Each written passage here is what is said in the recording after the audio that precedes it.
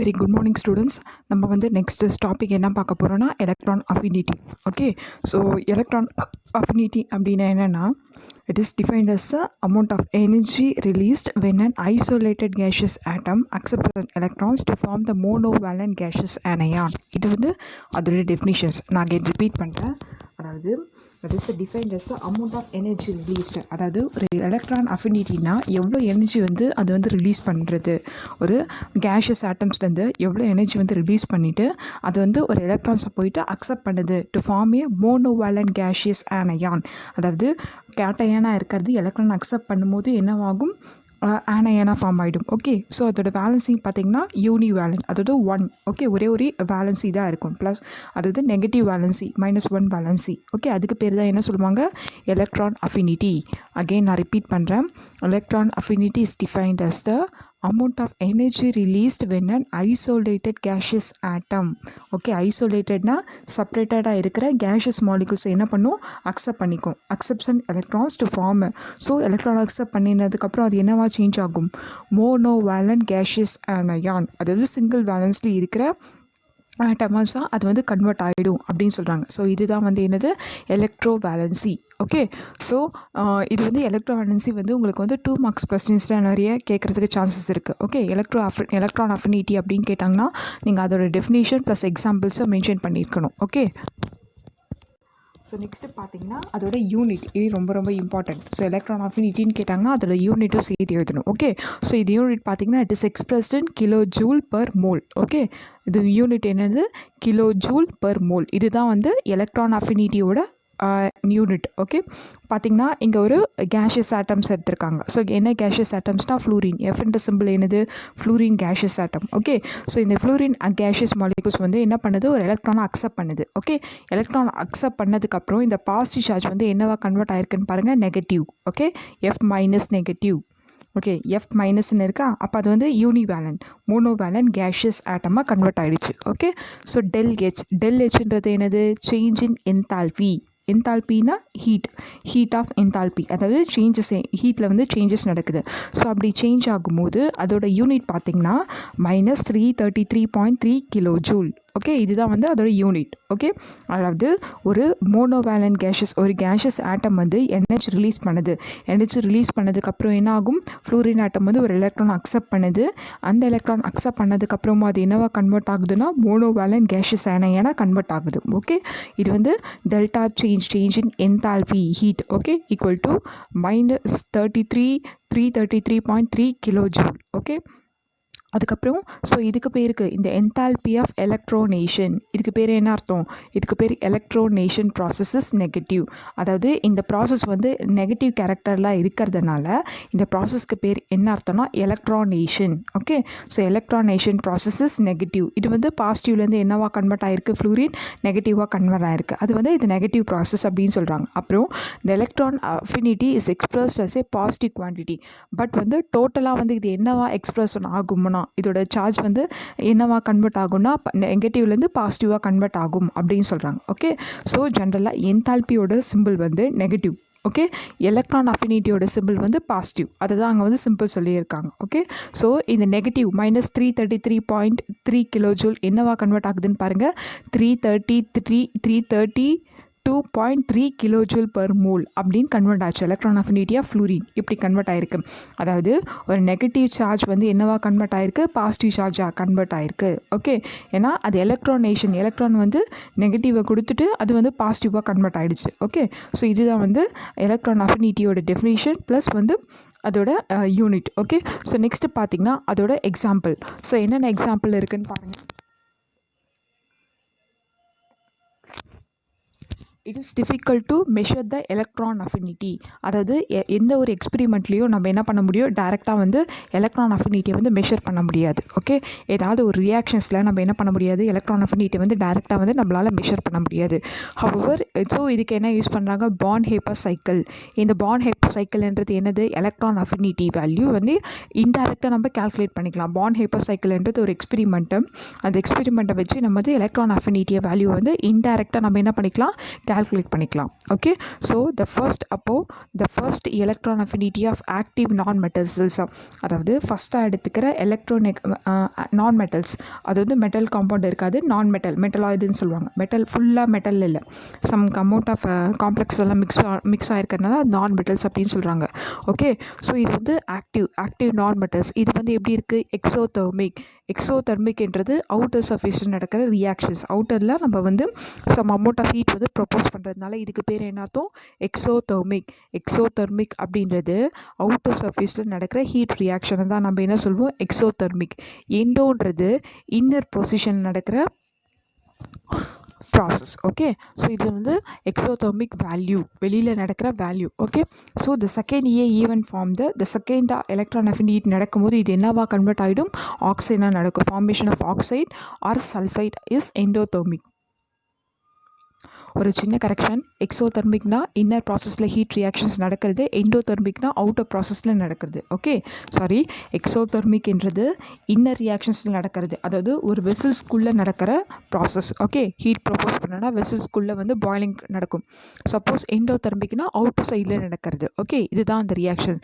So first வந்து நான் மெட்டல்ஸாக இருக்கிறது என்ன ஆகும், ஒரு ஹீட் ப்ரொப்போஸ் பண்ண உடனே ரியாக்ஷன்ஸ் நடக்க ஆரம்பிக்குது, அதுக்குள்ளேயே ரியாக்ஷன்ஸ் நடக்குது.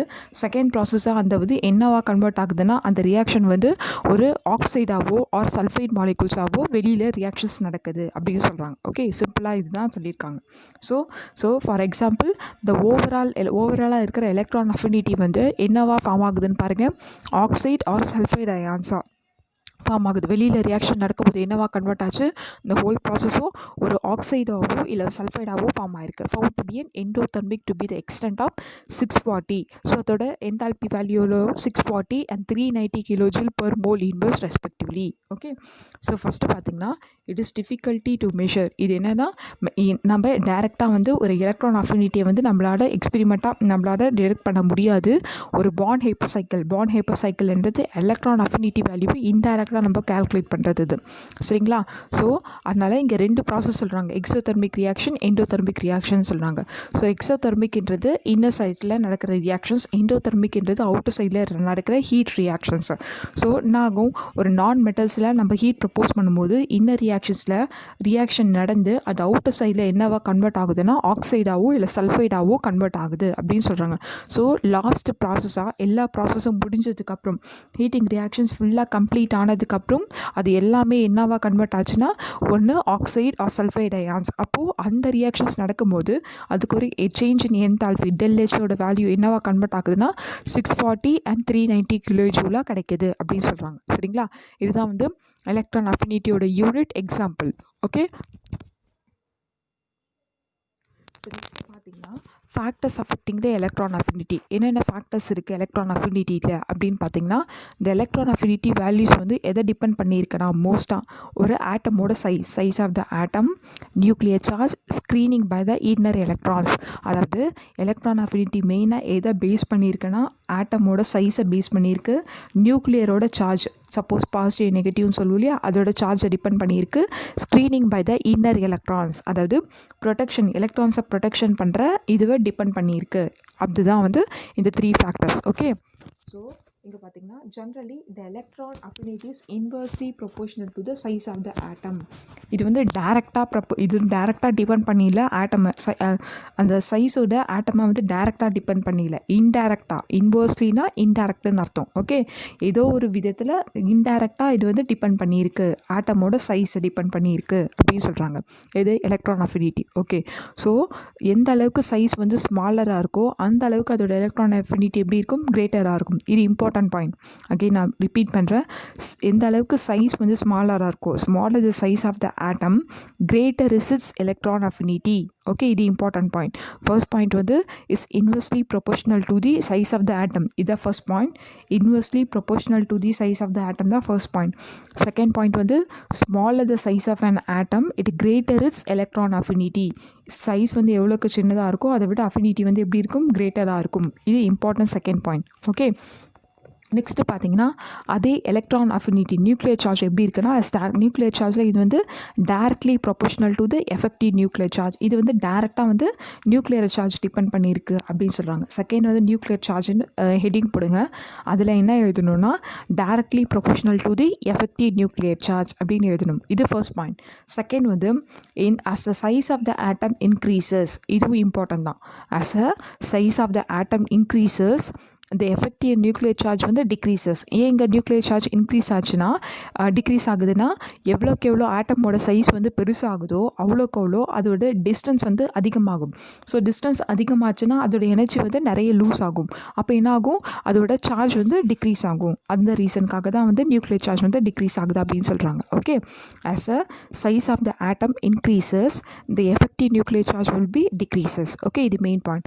ஸோ அது மட்டும் இல்லாமல் nuclear attraction for adding the electron decreases. அது மட்டும் இல்லாமல் நியூக்ளியர் அட்ராக்ஷன் நடக்குது. ஏன்னா நியூக்ளியர் அட்ராக்ஷன் வந்து சார்ஜ் மெட்டலோட ஆட்டம் சிம்பிள் என்னது பாசிட்டிவ். ஸோ சுற்றி இருக்கிற எலக்ட்ரான்ஸோட சிம்பிள் வந்து நெகட்டிவ். ஸோ எந்த அளவுக்கு அட்ராக்ஷன் நடக்குதோ அந்த அளவுக்கு அதோட எலக்ட்ரானோட அமௌண்ட் வந்து டிக்ரீஸ் ஆகுது. ஓகே, இதுதான் ரீசன்.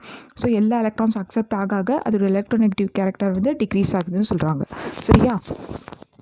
ஸோ ஃபர்ஸ்ட் பாயிண்ட் வந்து it is directly proportional to the effective nuclear charge. Second point வந்து size of the atom increases, effective nuclear charge வந்து டிக்ரீசஸ் அப்படின்னு சொல்கிறாங்க. தேர்ட் பாயிண்ட் வந்து it means a nuclear attraction for the adding electrons decreases. Nuclear attraction நடக்கிறதுனால electrons வந்து decrease ஆகுது அப்படின்னு சொல்கிறாங்க. Okay,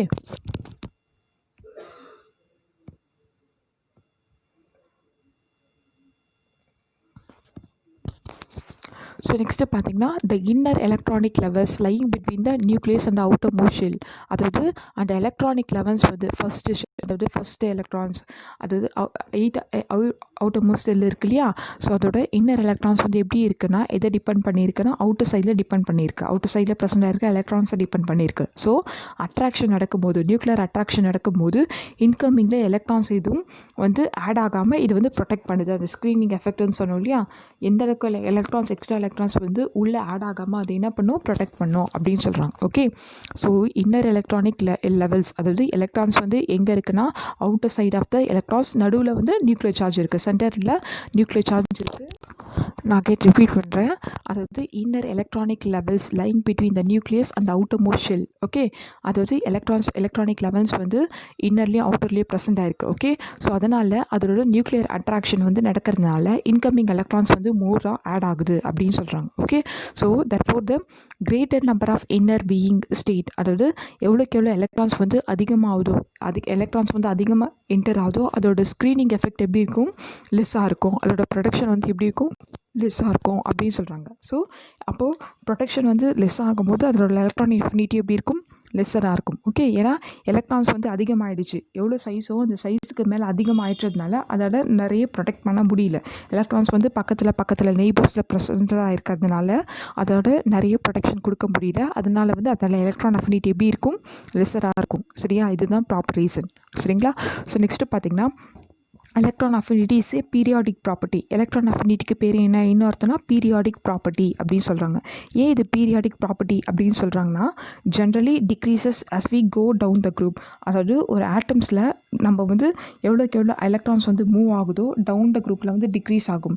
as it is increases from left to right in a period. So size of the atom வந்து increase ஆகும்போது degrees ஆகும். சரிங்களா, அதாவது டவுன் த குரூப்பில் வந்து டிக்ரீஸ் ஆகும், லெஃப்ட் டு ரைட் வந்து இன்க்ரீஸ் ஆகும். இதுதான் வந்து அதோட ஜென்ரலாக இருக்கிற பீரியாடிக் ப்ராப்பர்ட்டி. இது ரொம்ப ரொம்ப இம்பார்ட்டன்ட். அப்புறம் as we down the group the atomic increase ஆகுது டிக்ரீஸ் ஆகுதுன்னு சொல்கிறாங்க. Okay, as we electron affinity வந்து as we down the group atomic size increases hence electron affinity decreases. Size வந்து அதிகமாச்சுன்னா அதோட அட்ராக்ஷன் எப்படி இருக்கும், டிக்ரீஸ் ஆகும். சரிங்களா, அதுதான் எலக்ட்ரான் அஃபினிட்டி டிக்ரீசஸ் அப்படின்னு சொல்கிறாங்க. இதுவும் இம்பார்ட்டன்ட் பாயிண்ட் தான்.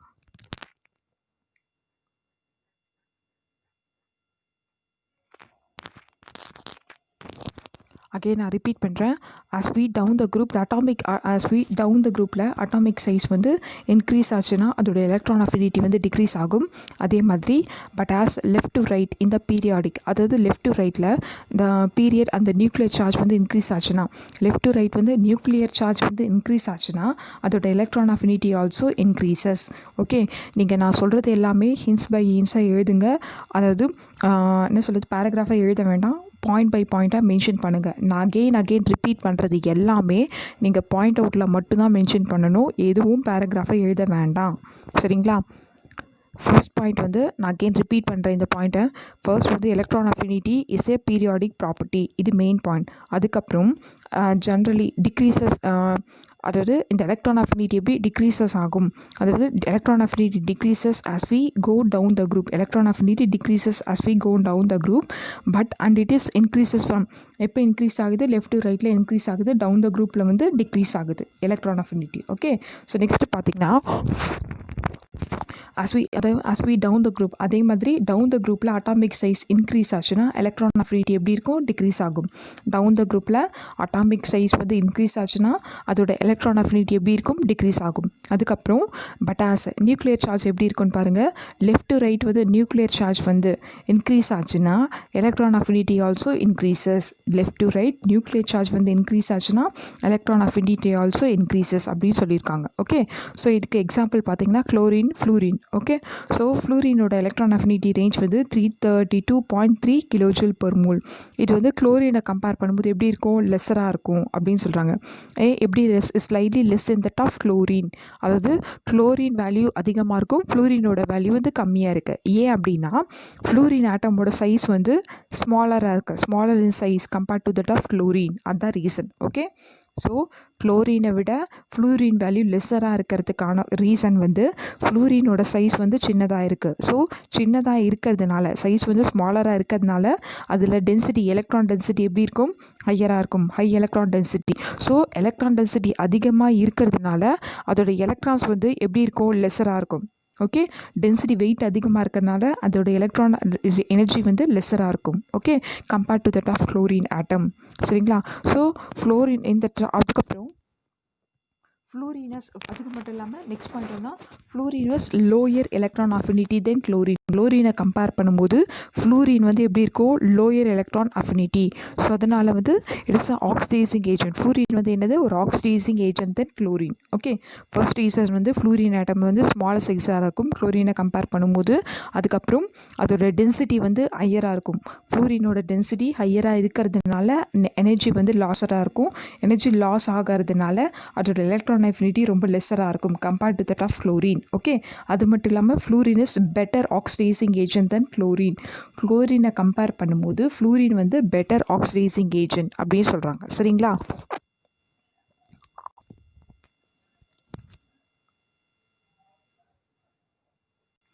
ஸோ நெக்ஸ்ட்டு பார்த்தீங்கன்னா electronegativity.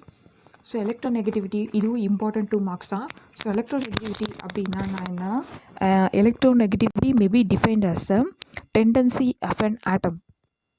tendency of an atom to attract the electrons of the covalent bond towards itself in a molecule. அதாவது டெண்டன்சி ஆஃப் த ஆட்டம், அதாவது இது எலக்ட்ரோநெகட்டிவிட்டி அப்படின்னா நெகட்டிவ் சார்ஜ். ஓகே, ஸோ இந்த நெகட்டிவ் சார்ஜ் என்ன பண்ணும், எப்போவுமே என்ன பண்ணும், ஒரு பாசிட்டிவ் சார்ஜை என்ன பண்ணும், அட்ராக்ட் பண்ணும். ஸோ அட்ராக்ட் பண்ணும்போது அதோட பாண்ட் ஃபார்மேஷன் எப்படி இருக்கும், கோவலன்ட் பாண்ட். கோவலன்ட் பாண்டுன்றது ஸ்ட்ராங் பாண்ட், ஈஸியாக நம்மளால் பிரேக் பண்ண முடியாது. Okay, double bond. ஸோ அதுதான் கோவலன்ட் பாண்ட் அப்படின்னு சொல்லுவாங்க. ஸோ அங்கே ப்ரெசென்ட் ஆகிற எலக்ட்ரான்ஸை அக்செப்ட் பண்ணி தனக்குள்ள நெகட்டிவ் எல்லாம் என்ன பண்ணோம், பாசிட்டிவாக வந்து சேஞ்ச் பண்ணிட்டோம். சரிங்களா? அதுதான் வந்து எலக்ட்ரான் நெகட்டிவிட்டி. அகைன் நான் ரிப்பீட் பண்ணுறேன். It is a electronegativity may be defined as a tendency of an atom to attract the electron of the covalent bond towards itself in a molecule. Okay, so இதுதான் வந்து electronegativity definitions. So எலக்ட்ரோநெகட்டிவிட்டியில் 2 measurements சொல்கிறாங்க, electronegativity scales or electronegativity or measurement of electronegativity அப்படின்னு சொல்கிறாங்க. சரிங்களா? So electronegativity அப்படின்னா என்னென்னா, it is completely orbiter. கீழே பாருங்கள் அதோட ஸ்கேல்ஸ் கொடுக்குறாங்க. ஸோ இது வந்து வேரியஸ் டைப்ஸை டிபெண்ட்ஸ் பண்ணியிருக்கு. ஓகே, என்னென்ன டைப்ஸ் எலக்ட்ரோநெகட்டிவிட்டி டிபெண்ட்ஸ் பண்ணியிருக்குன்னா, ஃபர்ஸ்ட் வந்து பாண்ட் எனர்ஜி. அதோட பாண்ட் எனர்ஜி என்னது, பாண்டிங், ஆன்டி பாண்டிங் அப்படிலாம் படிப்பீங்க சரிங்களா. அதுதான் வந்து பாண்டோட எனர்ஜி அப்படின்னு சொல்லுவாங்க. டைபோல் மூமெண்ட், டைபோல்னா 2 போல்ஸ் இருக்குது, positive and negative pole. Okay, இதுதான் வந்து டைபோல் மூமெண்ட் அப்படின்னு சொல்லுவாங்க. ஓகே, ஸோ நெக்ஸ்ட்டு பார்த்தீங்கன்னா அயனைசேஷன் பொட்டென்ஷியல். அயனைசேஷன்னா அயனைசேஷன்றது சார்ஜ். ஸோ அந்த சார்ஜோட எனர்ஜியை வந்து potential means energy. Okay, ionisation பொட்டென்ஷியல்னால் அந்த சார்ஜோட எனர்ஜியை டிபெண்ட் பண்ணியிருக்கிறது சரிங்களா. எலக்ட்ரான் அஃபினிட்டி, நான் ஆல்ரெடி சொன்னாலே எலக்ட்ரான் அஃபினிட்டி என்னது, எலக்ட்ரான்ஸை வந்து அக்செப்ட் பண்ணியிருக்கோம் அப்படின்னு சொன்னேன். ஓகே, ஸோ அதுதான் வந்து எலக்ட்ரான் அஃபினிட்டி அப்படின்னு சொன்னேன். ஸோ இந்த வேரியஸ் டைப்ஸை வந்து இந்த வேரியஸ் ஃபேக்டர்ஸை வந்து அந்த எலக்ட்ரோநெகட்டிவிட்டி வந்து மோஸ்ட்டாக வந்து டிபெண்ட் பண்ணியிருக்கு அப்படின்னு சொல்கிறாங்க சரிங்களா. ஸோ இதுக்கு ஒரு சில மெஷர்மெண்ட்ஸ் எல்லாம் கொடுத்துருக்காங்க. ஃபர்ஸ்ட் வந்து பவுலிங் ஸ்கேல், அதுக்கப்புறம் வந்து முலிகன் ஸ்கேல்ஸ். நீங்கள் ஆல்ரெடி இதில் வந்து நீங்கள் லோயர் கிளாஸஸ்லாம் பார்த்துருப்பீங்க சரிங்களா. ஸோ அதே தான் இங்கே எப்படி ஈஸியாக இருக்குது நம்ம பார்க்கலாம்.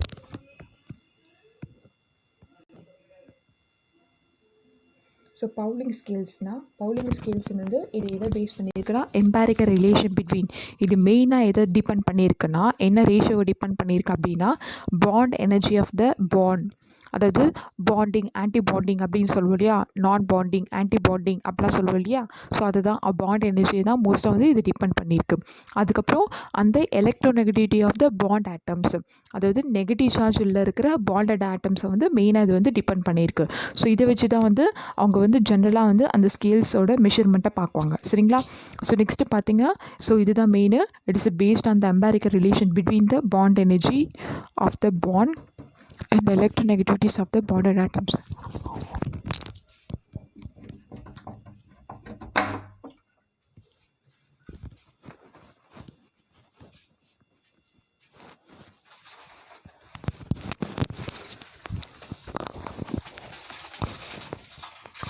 So next part.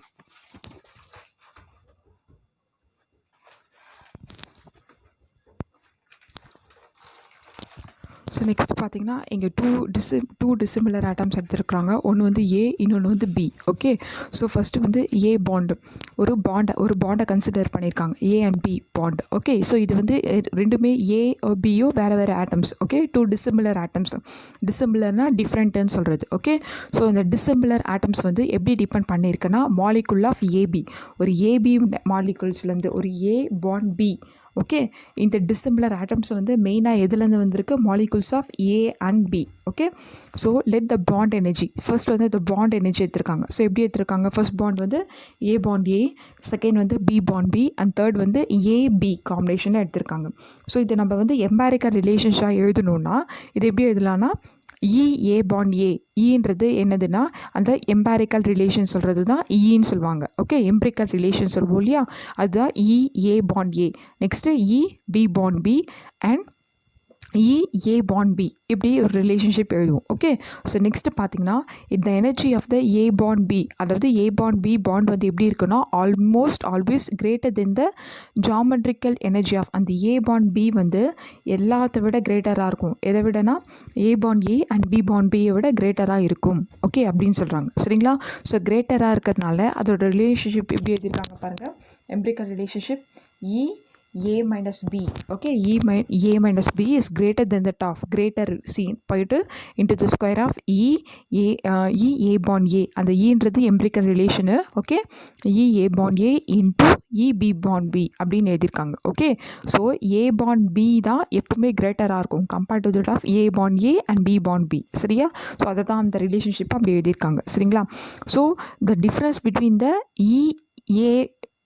A bond B and into the square of A and A is called ionic resonance energy. ரெசோனன்ஸ்னால் கம்ப்ளீட்டாக அந்த சைக்கிள்ஸ் வந்து ரிப்பீட் ஆகிட்டே இருக்கிறது, இந்த ரியாக்ஷன்ஸ் வந்து கண்டினியூஸாக நடந்துகிட்டே இருக்கிறதுனால இதுக்கு பேர் என்ன அர்த்தம், ionic resonance energy of A bond B bond. Okay, A bond A - B bond. Okay, so இதுக்கு ஒரு சிம்பிள் டொனேட் பண்ணுறாங்க டெல். அந்த ட்ரையாங்கல் மாதிரி பார்க்குறதுக்கு என்ன பேருனா டெல்லுன்னு சொல்லுவாங்க. டெல்லுன்றது சேஞ்ச் ஆஃப் அந்த எனர்ஜி வந்து சேஞ்ச் ஆகிட்டே இருக்கிறது. சரிங்களா? அதனால தான் அந்த டெல் சிம்பிள் போடுறது. Okay, so the difference del is related to the difference the electronegativities of A and B. Okay, so எந்த அளவுக்கு எலக்ட்ரோநெகட்டிவ் டிஃப்ரெண்ட் ஆகுதோ அந்த அளவுக்கு அதோட எனர்ஜி வந்து சேஞ்சஸ் நடக்கும் அப்படின்னு சொல்கிறாங்க. ஓகே, அகெயின் நான் ரிப்பீட் பண்ணுறேன். The energy of A bond B is almost greater than the geometric B. A bond B வந்து எல்லாத்தையும் விட அதிகமாக இருக்கும். ஸோ அதுக்கு வந்து இன்னொரு பேர் என்னன்னா அயனிக் ரெசோனன்ஸ் எனர்ஜி. ஸோ அதுக்கு ஒரு சிம்பிள் டெனரேட் பண்ணியிருக்காங்க டெல். ஓகே, ஸோ இந்த டெல் வந்து என்னென்னா சேஞ்ச் இன் த எனர்ஜி. அதுக்கு அந்த சிம்பிள் பேர் தான் டெல்லுன்னு அர்த்தம். சரிங்களா? ஸோ இங்கே பாருங்கள், அந்த டெல் போட்டுட்டு equal to A bond B. Okay, minus இது வந்து அந்த பக்கமாக போகும்போது ஈக்குவல் டுக்கு அந்த பக்கமாக போகும்போது இந்த பாசிட்டிவ் வந்து எப்படியா கன்வெர்ட் ஆகிடுச்சு, நெகட்டிவாக கன்வெர்ட் ஆகும். Okay, so into the root of A bond A into B bond B. Okay, so இதை எப்படி எழுதலாமா? X A minus X B into whole square. Okay, இது எப்படி எழுதலாம்? X A minus X B into whole square. Or இந்த பக்கம் வரும்போது X A minus X B equal to அதோட வேல்யூ பாருங்கள் 0.028 into the square of del. Okay, so இந்த 0 to 8 வந்து எப்படி கன்வர்ஷன் ஆகுதுன்னா கிலோ கேர்ள்ஸ், அது கேலரியிலேருந்து வோல்ட்டாக கன்வெர்ட் ஆகுது. சரிங்களா? இந்த கிலோ கேலரி வந்து வோல்ட்டாக கன்வெர்ட் ஆகுது. சரிங்களா? ஸோ அப்போது அதோட வேல்யூ பார்த்திங்கன்னா 4.0 4.0 அண்ட் 2.1. அதுதான் வந்து அதோட எலக்ட்ரோநெகட்டிவிட்டி வேல்யூ. இதோட எலக்ட்ரோநெகட்டிவ் வேல்யூனா ஃப்ளூரின் ஹைட்ரஜனோட எலக்ட்ரோநெகட்டிவிட்டி வேல்யூ.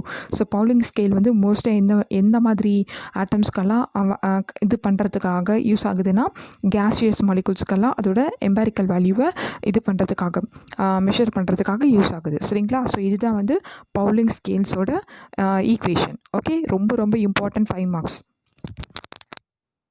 ஸோ நெக்ஸ்ட் பார்த்தீங்கன்னா அதோட டிஸ்அட்வான்டேஜஸ். என்ன டிஸ்அட்வான்டேஜஸ்னால் இதோடது its a bond energy are not known with any degree of the accuracy. அந்த பாண்ட் எனர்ஜி வந்து நம்ம அக்யூரேட்டாக வந்து நம்மளால சொல்ல முடியாது. ஓகே, ஸோ என்ன டிகிரியில் ப்ரெசென்ட் ஆகிருக்கு, அது வந்து சாலிட் ஸ்டேட்டா லிக்விட் ஸ்டேட்டா இல்லை செமி சாலிட் அப்படின்றத நம்மளால சொல்ல முடியாது. அதுதான் வந்து அதோட டிஸ்அட்வான்டேஜஸ். ஏன்னா இது வந்து கேஷியஸ் ஸ்டேட்டில் இருக்கிறதுனால என்ன ஸ்டேட்டாக வேணாலும் கன்வெர்ட் ஆகலாம். சரியா? அதனால தான் நம்மளால் அதோட அக்யூரேட்டாக மெஷர் பண்ண முடியாது அப்படின்னு சொல்கிறாங்க. ஓகே,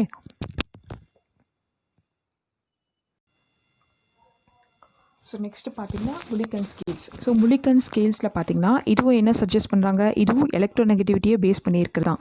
ஸோ எலக்ட்ரோநெகட்டிவிட்டினாவது to attracts a shared pair of electrons towards itself. இதுதான் வந்து எலக்ட்ரோநெகட்டிவிட்டி. இதெல்லாம் நெகட்டிவ் சார்ஜாக இருக்கோ அதெல்லாம் என்ன பண்ணோம், கன்வெர்ட் பண்ணிவிட்டு பாசிட்டிவ் சார்ஜாக வந்து கன்வெர்ட் பண்ணிவிடும். ஓகே, எலக்ட்ரான்ஸ் அக்செப்ட் பண்ணி தனக்குள்ளே வச்சுருக்கோம். சரிங்களா? அதுதான் எலக்ட்ரோநெகட்டிவிட்டி. ஓகே, ஸோ இது வந்து எலக்ட்ரோநெகட்டிவ் பேஸ் பண்ணியிருக்கிறதுனால இது என்னவாக இருக்குது, அயனைசேஷன் எனர்ஜி டிபெண்ட் பண்ணியிருக்கு. அயனைசேஷன் என்னது பாசிட்டிவ் அண்ட் நெகட்டிவ் சார்ஜ் தான் நம்ம என்ன சொல்லுவோம், அயனைசேஷன் எனர்ஜி. அதுக்கப்புறம் and electronegativity of an atom, electron affinity. Okay, electron அஃபினிட்டினா எலக்ட்ரான்ஸை போயிட்டு அக்செப்ட் பண்ணுறது, எலக்ட்ரான்ஸ் பேர் தான் அஃபினிட்டி அப்படின்னு சொல்லுவாங்க. சரிங்களா? ஸோ இது மெயினாக எதை டிபெண்ட் பண்ணியிருக்குன்னா அயனைசேஷன் எனர்ஜி அண்ட் எலக்ட்ரான் அஃபினிட்டியை டிபெண்ட் பண்ணியிருக்கு இந்த முலிக்கன் ஸ்கேல்ஸ். ஓகே, ஸோ இந்த மெத்தடை வச்சு பார்க்கணும். According to this method electronegativity அது எதை டிபெண்ட் பண்ணியிருக்குன்னா difference of ionisation potential.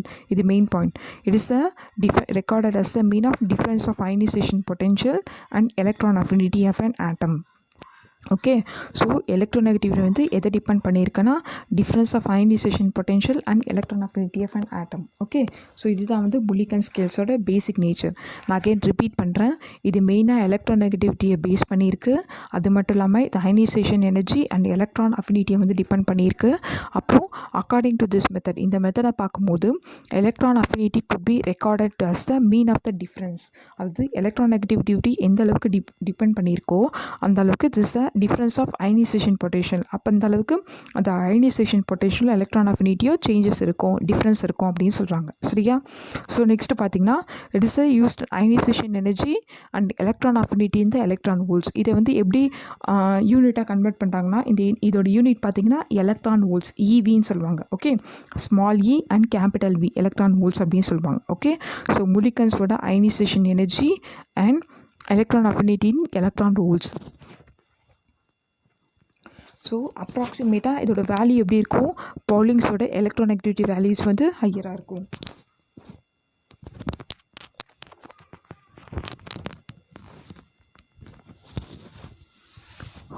So இந்த பவுலிங்ஸோட எலக்ட்ரோநெகட்டிவிட்டி வேல்யூஸ் எப்படி இருக்கும், ஹையராக இருக்கும். சரிங்களா? So the define electronegativity atom இந்த ரிலேஷன் பார்த்தீங்கன்னா electron affinity equal to IP. ஐபின்றது என்னது, அயனைசேஷன் பொட்டன்ஷியலோட short form. Okay, IP minus EA. இன்றது என்னது, electron affinity. So electron affinity வந்து இஏ டிவைடட் பை 5.6. 5.6ன்றது அதோட அப்ராக்சிமேட்டட் வேல்யூ, பவுலிங் ஸ்கேலோட அப்ராக்சிமேட் எலக்ட்ரோநெகட்டிவிட்டி வேல்யூ. அகெயின் நான் ரிப்பீட் பண்ணுறேன், electronegativity equal to IP minus EA divided by 5.6. Okay, so 5.6ன்றது அதோட பவுலிங் ஸ்கேலோட எலக்ட்ரோநெகட்டிவிட்டி வேல்யூ, ஐபின்றது அயனைசேஷன் பொட்டென்ஷியல் மைனஸ் இஏன்றது எலக்ட்ரான் அஃபினிட்டி. ஓகே, ஸோ இந்த வேல்யூ வந்து மெயினாக எப்படி இருக்குன்னா 2.8 times higher than that of Pauling வேல்யூஸை விட கம்பேர் பண்ணும்போது இதோட வேல்யூ எப்படி இருக்கும், ஹையராக இருக்கும். சரிங்களா? இது மெயின் பாயிண்ட். சரியா? ஸோ நெக்ஸ்ட்டு பார்த்தீங்கன்னா அதோட அட்வான்டேஜஸ். என்ன அட்வான்டேஜஸ்னால், இது மெயின் அட்வான்டேஜ்னா டிஃப்ரென்ஸ் வேல்யூவை வந்து டிஃப்ரெண்ட் வேல்யூனா என்ன சொல்கிறது, டிஃப்ரெண்ட் ஆக்சிடேஷன் ஸ்டேட்டில் O2 O3 O4 அந்த மாதிரி +3 +4 ஆக்சிடேஷன் ஸ்டேட்டில் இருக்கும் இல்லையா, அந்த மாதிரி ஒரே எலமெண்ட்டில் ப்ரெசென்ட் ஆகிருக்கு. Same element but different oxidation ஸ்டேட்டில் இருக்கும். ஓகே, M2 அதாவது O2 அது +3 +4 அந்த மாதிரி ஒரே மெட்டலில் டிஃப்ரெண்ட் ஆக்சிடேஷன் ஸ்டேட்டில் இருக்கிற எலமெண்ட்ஸை நம்ம என்ன பண்ணலாம், ஈஸியாக வந்து நம்ம வந்து வேல்யூஸை வந்து டிடெக்ட் பண்ணலாம், கண்டுபிடிக்கலாம். ஓகே, டிஃப்ரெண்ட் ஆக்சிடேஷனில் இருக்கிறத கூட நம்ம மெஷர் பண்ணிக்கலாம் இந்த வேல்யூஸை வச்சு. சரியா? அதுதான் வந்து அதோட மெயின் அட்வான்டேஜஸ். ஸோ நெக்ஸ்ட்டு பார்த்தீங்கன்னா அதோட டிஸ்அட்வான்டேஜ்னு பார்த்தீங்கன்னா, இது வந்து எலக்ட்ரான் அஃபினிட்டி வந்து மோஸ்ட்டாக வந்து ஒரு சில ஃபியூ எலமெண்ட்ஸில் மட்டும்தான் நடக்கும், ரொம்ப ரேராக பர்சன் இருக்கிற எலமெண்ட்ஸு. ஸோ அதனால் இது வந்து ரேராக தான் நடக்கும். அதுதான் அதோட மெயின் டிஸ்அட்வான்டேஜஸ். இதுவும் பார்த்திங்கன்னா எலக்ட்ரோநெகட்டிவ் வேல்யூ வந்து எதை டிபெண்ட் பண்ணியிருக்குன்னா பீரியாடிக் ப்ராப்பர்ட்டி. ஸோ இதோட ஃபர்ஸ்ட் பாயிண்ட்.